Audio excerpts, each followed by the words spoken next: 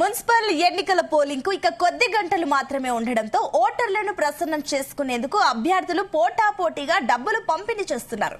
ఓటర్లను తమ వైపు తిప్పుకునేందుకు పోటీ పడుతున్నారు. ఇక అభ్యర్థులు భారీగా తాయిలాలు కూడా ప్రకటిస్తున్నారు. రంగారెడ్డి జిల్లా ఓఆర్ఆర్ సమీపంలోని మున్సిపాలిటీలలో ఓటుకు ఏకంగా 10 నుంచి 30 వేల రూపాయల చొప్పున ఇస్తున్నారని తెలుస్తోంది. చేవెళ్లలోని 16వ వార్డులో ఓ అభ్యర్థి గెలిస్తే అరతులం బంగారం ఇస్తానని హామీ ఇచ్చాడు. చాలా చోట్ల ఓటుకు 3 నుంచి 5 వేల వరకు పంచడమే కాకుండా చికెన్, మటన్, మందు కూడా పంపిణీ చేస్తున్నట్లు సమాచారం.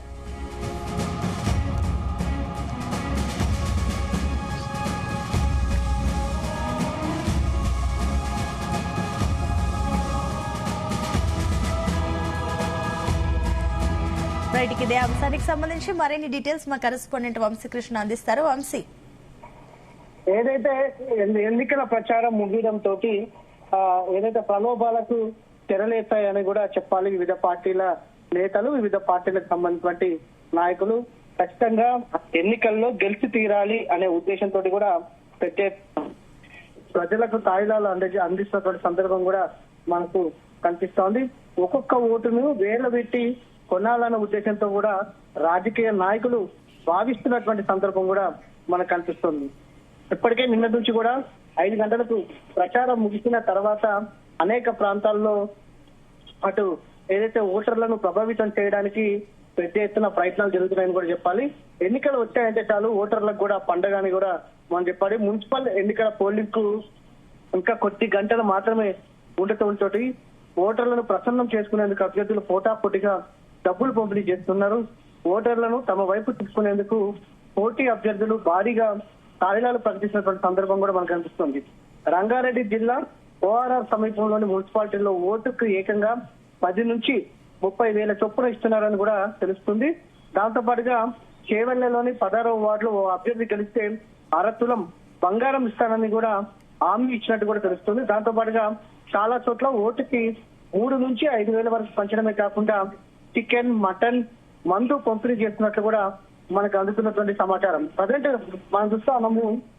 ఏదైతే ఓఆర్ఆర్ సమీపంలోని మున్సిపాలిటీలో దాదాపుగా ఏదైతే ఓటుకి 10,000 నుంచి 30,000 ఇవ్వడానికి కూడా సిద్ధపడ్డారంటే ఒక రకంగా మనం చూడొచ్చు.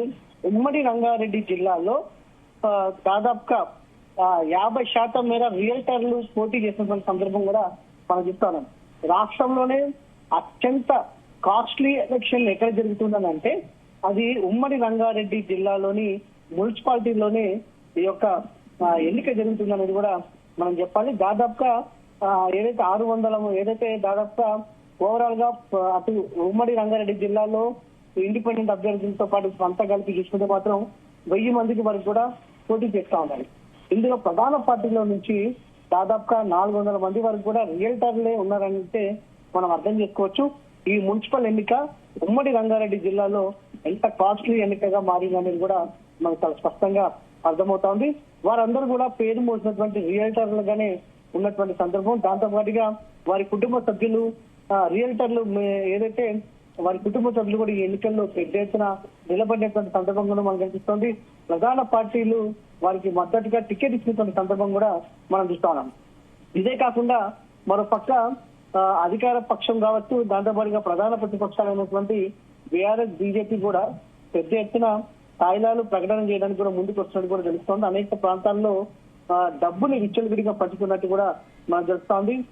నిన్న సాయంత్రం 5 గంటల తర్వాత రేపు ఉదయం వరకు కూడా ఇలాంటి పరిస్థితులు ఉండే అవకాశం కూడా కనిపిస్తుంది. కానీ ఎలక్షన్ కమిషన్ మాత్రం కొంత చూసిస్తున్నట్టు వివరిస్తున్నట్టు కూడా మనం తెలుస్తుంది. పలు జిల్లాల్లో వారు ఇచ్చినటువంటి ఉత్తర్వులు కేవలము పేపర్లకే పరిమితమైందా అంటూ కూడా కొంతమంది వ్యాఖ్యానిస్తున్నటువంటి సందర్భం కూడా మనకు కనిపిస్తోంది. మొత్తం మీద మద్యం కావచ్చు, డబ్బు కావచ్చు విచ్చలవిడిగా పారుతుందని మాత్రం మనకు చాలా స్పష్టంగా అర్థమవుతా ఉంది. Right, thank you.